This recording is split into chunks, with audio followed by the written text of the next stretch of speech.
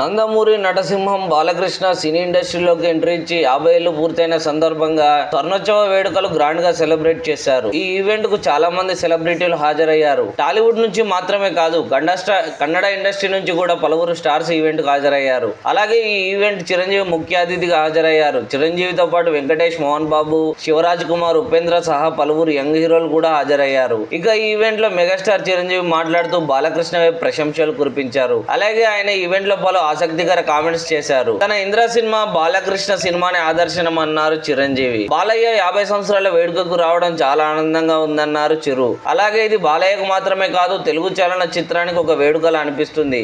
ఈ అరుదైన రికార్డు బాలకృష్ణ సొంతం చేసుకున్నందుకు సంతోషంగా ఉందని అన్నారు మెగాస్టార్ చిరంజీవి. నందమూరి తారక రామారావు గారిని తెలుగు ప్రజల మధ్యలో ప్రత్యేక స్థానం ఉంది. ఆయన కొడుకుగా తండ్రి చేసిన పాత్రలు చేస్తూ ప్రేక్షకులను ఆకట్టుకోవడం అనేది మామూలు విషయం కాదు, నిజంగా గ్రేట్. అలాగే ఇంద్ర చేయడానికి ఆదర్శం కూడా సమరసింహారెడ్డి అని అన్నారు చిరంజీవి. నాకు బాలకృష్ణతో కలిసి ఒక ఫ్యాక్షన్ సినిమా చేయాలని కోరిక ఉంది.